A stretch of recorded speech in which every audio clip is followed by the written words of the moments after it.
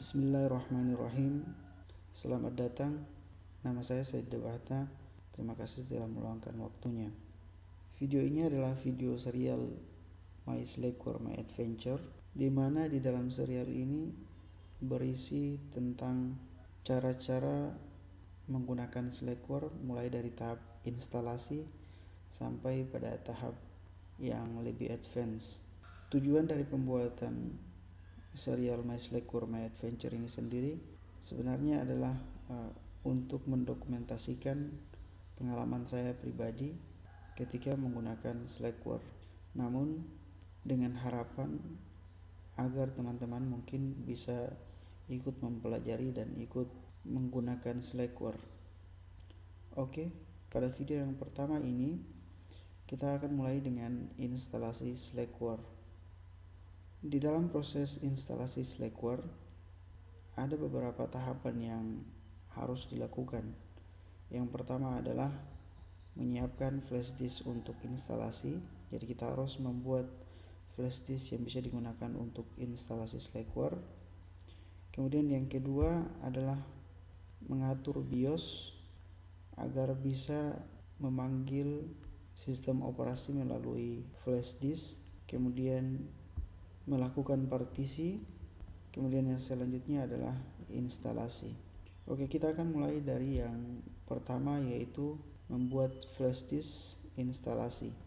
Untuk membuat flash disk instalasi, pertama yang harus kita lakukan adalah mendownload file sistem operasi dari Slackware itu sendiri. Nah, cara untuk downloadnya Anda bisa masuk ke Google, kemudian mengetik download Slackware. Setelah itu akan muncul pilihan.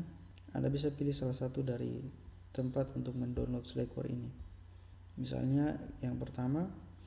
Kemudian setelah itu kita pilih versi dari Slackware yang ingin kita gunakan. Jadi di sini misalnya saya akan menggunakan Slackware 14.2. Setelah itu memilih file ISO. Jadi file ISO ini yang nanti akan kita gunakan untuk membuat flash disk untuk instalasi Slackware. Nah, besarnya itu 2 GB. Jadi tinggal kita klik, kemudian nanti secara otomatis akan terdownload. Namun di sini karena saya sudah mendownloadnya terlebih dahulu, maka saya tidak akan mendownloadnya lagi. Yang kedua, selain file ISO dari Slackware, yang kedua yang harus kita download, nama aplikasinya itu adalah Rufus. Alamatnya ada di rufus.ie. Nah, ini aplikasinya. Jadi kita tinggal download Rufus untuk unduhnya di bagian bawah sini. Nah, di sini saya akan mendownload yang portable saja agar bisa langsung digunakan tanpa harus diinstalasi. Setelah terdownload, maka kita tinggal membuka aplikasi Rufus ini. Apakah kamu ingin mengizinkan Rufus untuk mengecek updatean secara online? Tidak. Nah, setelah terbuka aplikasinya seperti ini, satu lagi tambahan yang harus kita siapkan yaitu flash disk. Nah, di sini saya sudah memiliki flash disk 16 GB. Nah, minimal flash disk yang bisa digunakan itu adalah 4 GB. Walaupun file ISO-nya adalah file dengan besarnya itu 2 GB, tapi karena biasanya kan tidak ada flash disk 3 GB, yang ada hanya 2 GB dan 4 GB. Jadi minimal flash disk yang bisa digunakan adalah flash disk 4 GB. Nah, setelah tercolok seperti ini, kemudian kita pilih flash disknya. Selanjutnya kita pilih disk atau file ISO. Selanjutnya pilih select,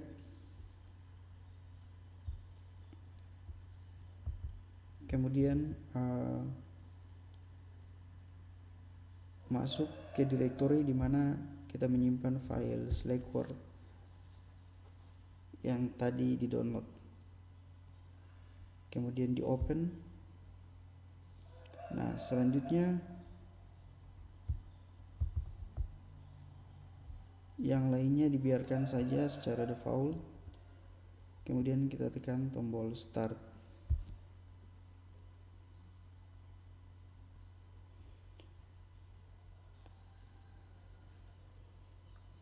Di sini kita diminta untuk memilih mode untuk menulis ke flash disk. Kita bisa menggunakan ISO image atau bisa menggunakan DD image. Nah, di sini yang disarankan adalah ISO image, maka kita biarkan saja secara default. Kemudian klik OK. Peringatan bahwa semua data akan dihapus, semua data yang ada dalam flash disk akan dihapus. Ya, tidak masalah, saya klik OK saja.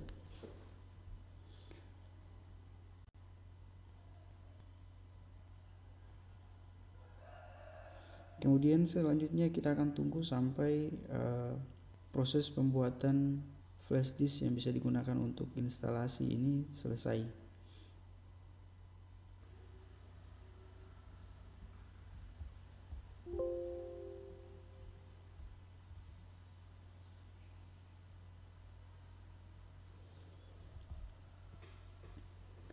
Oke, setelah selesai proses pembuatan flash disk menjadi media untuk instalasi, kita cek terlebih dahulu flash disknya. Oke, jadi file-filenya sudah masuk, file-file yang ada dalam file ISO tadi sudah masuk ke flash disk di drive E. Maka cara untuk membuat flash disk instalasi telah selesai. Kemudian kita lanjut ke tahap yang kedua, yaitu mengatur basic input output system atau BIOS.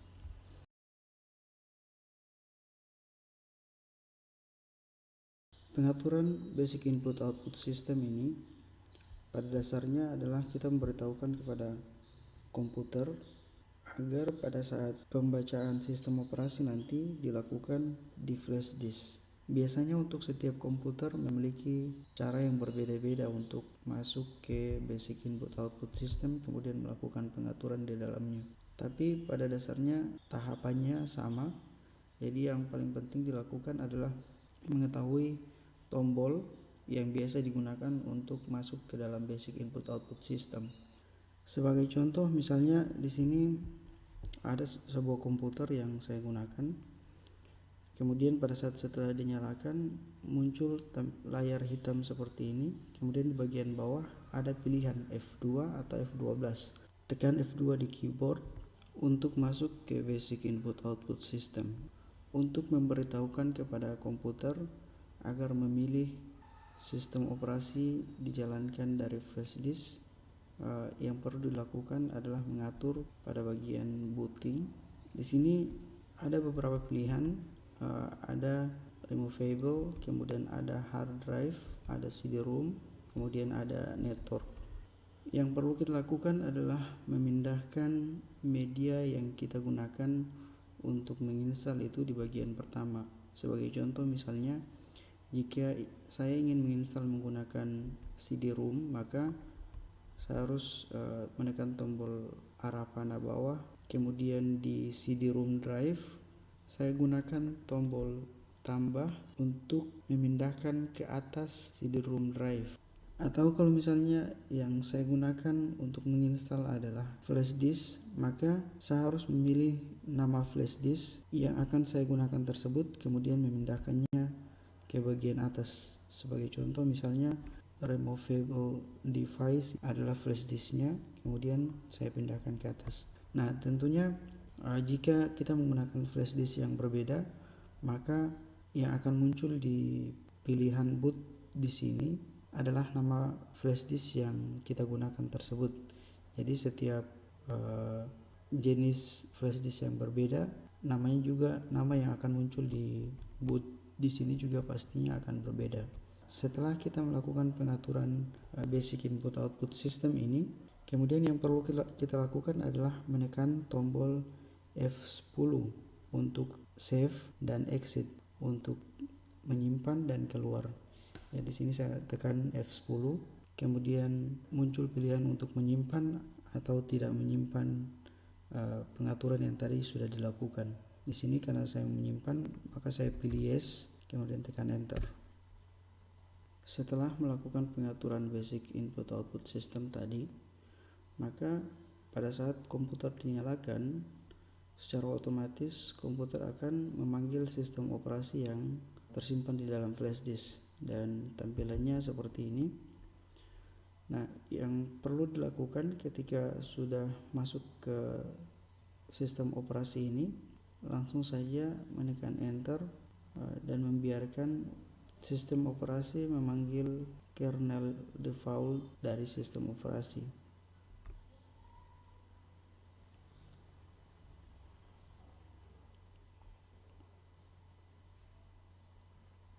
Selanjutnya, pemilihan layout keyboard yang kita gunakan. Standarnya biasanya yang umum digunakan adalah standar US, jadi tidak perlu dilakukan pengaturan, jadi langsung saja menekan enter. Kemudian selanjutnya adalah memasukkan user, dan satu-satunya user yang bisa kita masukkan adalah root, maka kita ketikkan root, kemudian enter. Nah, sampai di sini kita masuk pada tahapan yang ketiga dari proses instalasi sistem operasi Slackware ini. Tahapan ketiga yang dimaksud adalah melakukan partisi, di mana dari jumlah total kapasitas harddisk yang kita miliki akan kita bagi-bagi sehingga digunakan untuk kebutuhannya masing-masing. Untuk membuat partisi, di sini kita bisa menggunakan dua tools. Yang pertama adalah save disk, kemudian yang kedua adalah fdisk. Yang lebih mudah untuk digunakan adalah save disk, maka di sini yang akan saya gunakan adalah save disk. Setelah mengetik nama toolsnya save disk, kemudian tekan enter, maka akan muncul harddisk dengan kapasitasnya sesuai dengan kapasitas harddisk yang telah kita miliki. Di sini pada bagian size tipe bisa diketahui bahwa kapasitas dari harddisk yang dimiliki adalah 100 GB. 100 GB ini nanti akan dibagi menjadi beberapa partisi, menjadi beberapa bagian. Yang pertama adalah partisi untuk memory swap, kemudian yang kedua adalah partisi untuk root, dan yang ketiga adalah partisi untuk home. Nah, kita akan mulai dari yang pertama. Jadi kita akan buat partisi untuk memory swapnya. Di bawah ada pilihan new untuk membuat partisi baru, quit untuk keluar, help untuk meminta bantuan, dan write untuk menyimpan perubahan yang telah dibuat, kemudian dump untuk mengirim tabel partisi ke script. Nah, di sini yang akan kita gunakan ada tiga. Yang pertama new, quit, dan write. Nah, karena kita ingin membuat partisi baru, maka yang akan kita pilih adalah new. Tekan enter, kemudian muncul pilihan yang menanyakan berapa besar ukuran dari partisi yang akan kita berikan. Nah, untuk memory swap di sini saya berikan 1 GB saja, kemudian tekan enter. Selanjutnya pada bagian tipe kita harus mengganti dari Linux file system menjadi swap, karena partisi ini yang nantinya akan kita gunakan sebagai memory swap. Untuk mengganti menjadi memory swap, tinggal kita pilih tipe, kemudian tekan enter. Nanti akan muncul pilihan seperti ini, kemudian tekan tanda panah atas untuk memilih swap. Selanjutnya tekan enter, maka di bagian tipenya juga sudah terganti. Yang tadinya Linux file system diganti menjadi Linux swap. Nah, selanjutnya Partisi kedua yang akan kita buat adalah partisi root. Nah, untuk partisi root kita tekan enter. Kemudian kapasitas yang nanti akan kita berikan adalah 25 GB. Standarnya biasanya 20 GB itu sudah cukup, tapi yang nanti akan digunakan biasanya cuman sekitar 9 sampai 10 GB. Jadi partisi kedua di sini akan kita berikan 25 GB saja. Kemudian enter. Untuk file sistemnya tidak perlu kita ganti karena sudah benar, yaitu Linux file system. Untuk bagian tipenya tidak perlu kita ganti karena sudah benar, yaitu Linux file system. Kemudian kita pindah ke partisi yang ketiga, new, tekan enter. Di bagian partisi ketiga di sini saya akan gunakan 74 GB.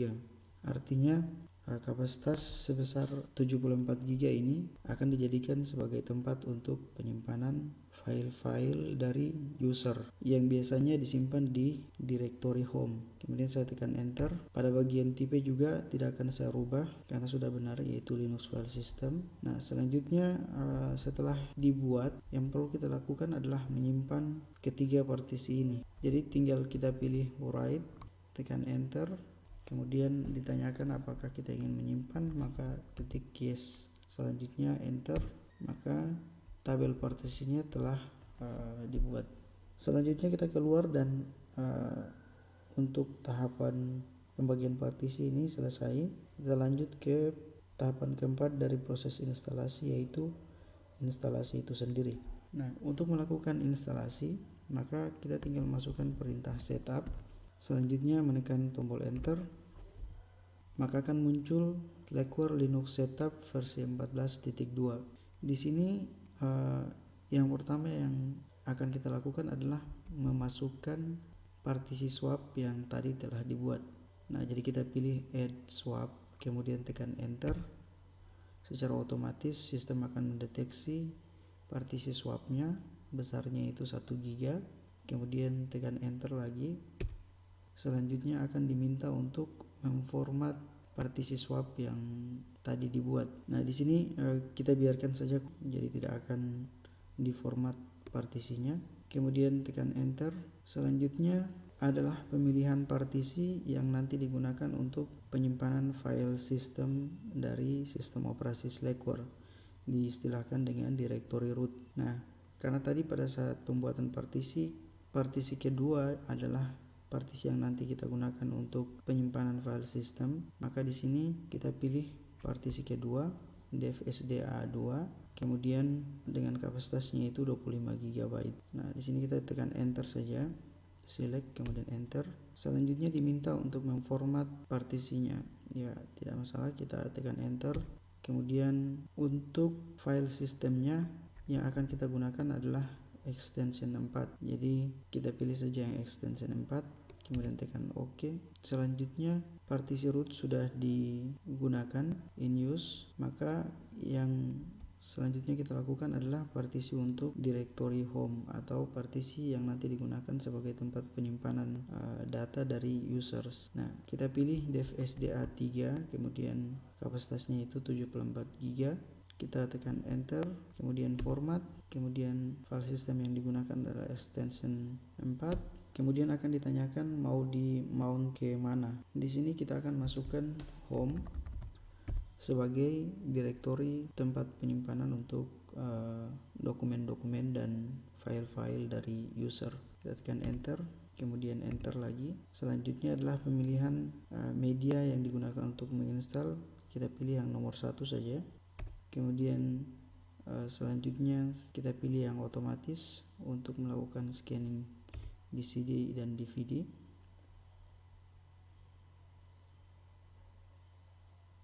Pada bagian ini kita diminta untuk memilih paket yang nanti akan diinstal.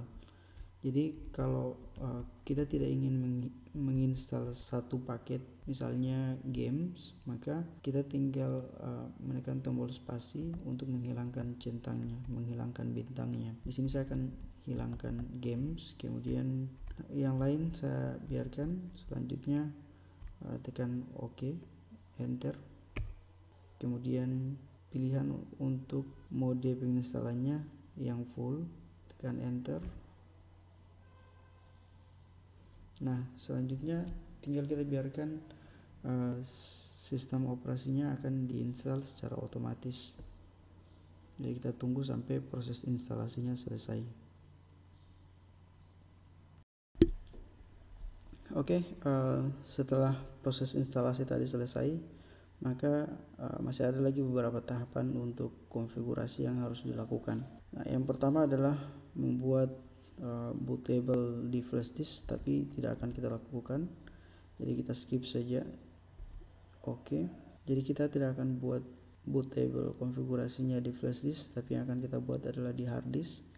Jadi yang selanjutnya kita lakukan adalah menginstal dan mengkonfigurasi Lilo. Nah, di sini tinggal dipilih yang simple saja supaya proses instalasinya secara otomatis dilakukan. Tekan OK. Kemudian standar Linux konsolnya pilih saja yang default. Kemudian OK. Di sini juga dikosongkan. Kemudian OK. Selanjutnya untuk use UTF-8 text console. Di sini saya akan pilih yes untuk menggunakan UTF-8. Kemudian enter. Selanjutnya adalah menuliskan Lilonya ke dalam bootloadernya, master boot record. Jadi pilihan yang MBR, kemudian tekan OK. Berikutnya adalah konfigurasi untuk mouse yang nantinya akan digunakan secara otomatis. Kita gunakan saja yang Microsoft PS2 Intel mouse. Kemudian tekan OK. GMP konfigurasi yes. Kemudian berikutnya adalah konfigurasi jaringan. Tekan yes. Kemudian masukkan hostname-nya, hostname dari komputer. Jadi saya akan gunakan Boma. Enter. Selanjutnya adalah saya masukkan bahta.online dan OK. Nah, di pilihan yang tadi itu bebas saja. Kemudian selanjutnya adalah network manager untuk konfigurasi IP-nya. Jadi kita bisa menggunakan konfigurasi statik atau menggunakan DHCP server, tapi di sini yang lebih baik adalah kita menggunakan network manager untuk konfigurasi IP-nya. Kemudian tekan OK. Ya, kita akan menggunakan network manager sebagai cara untuk mengkonfigurasi network. Kemudian yes. Nah, selanjutnya di sini adalah pilihan service yang nanti akan dijalankan pada saat startup. Di sini saya akan biarkan secara default saja. Kita bisa menjalankan rc.samba ini untuk berbagi file di jaringan, atau misalnya kita berikan centang dengan menekan tombol spasi pada rc.mysqld ini untuk menjalankan MySQL, tapi di sini saya tidak akan jalankan. Kemudian selanjutnya tekan OK, enter. Di sini pilih no saja. Kita diminta untuk memilih mengkonfigurasi font yang digunakan di konsol, tapi kita biarkan secara default no. Kemudian selanjutnya adalah pilihan waktu, pilih yes. Kemudian Asia di bagian di bawah.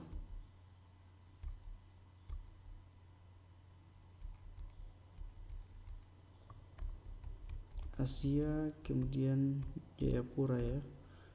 Karena saya berada di wilayah Indonesia Timur, maka pilihannya di sini adalah Asia Jayapura. Kemudian OK. Selanjutnya ada pilihan desktop environment yang nantinya akan kita gunakan.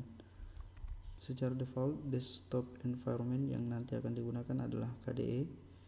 Jadi kita biarkan saja, tekan OK. Selanjutnya adalah memasukkan password. Yes, kemudian kita ketikkan passwordnya 2 kali. Selanjutnya adalah tekan enter. Nah, sampai di sini proses instalasi dari sistem operasi Slackware ini selesai. Kemudian coba kita booting kembali dan kita lihat hasilnya. Ya, reboot.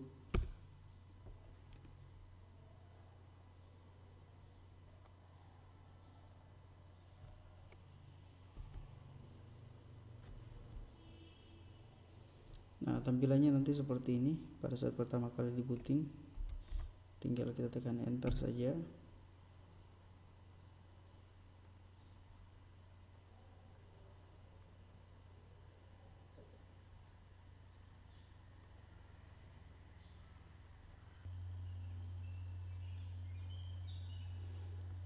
Setelah sistem operasinya terpanggil dan sebelum kita bisa menggunakan sistem operasinya, kita diminta terlebih dahulu untuk login, dan satu-satunya user yang bisa kita gunakan untuk login setelah instalasi adalah root. Maka kita akan login menggunakan root, kemudian enter. Nanti akan diminta password dari root. Nah, pada saat mengetik password memang tidak ada yang muncul, tapi apa yang diketikkan sudah terekam, jadi tidak usah khawatir jika tidak muncul karakter ketika diketik. Kemudian setelah ketikan password tekan enter. Nah, sampai di sini kita sudah bisa menggunakan sistem operasinya. Namun yang kita gunakan saat ini adalah terminal base, artinya semuanya harus diketikkan dalam bentuk perintah seperti ini. Nah, tentunya yang kita inginkan adalah yang menggunakan tampilan, maka kita harus memasukkan perintah ini start X yang nanti akan membuka tampilan atau X window dari sistem operasi Slackware ini. Oke, tekan start X, kemudian kita akan biarkan X window-nya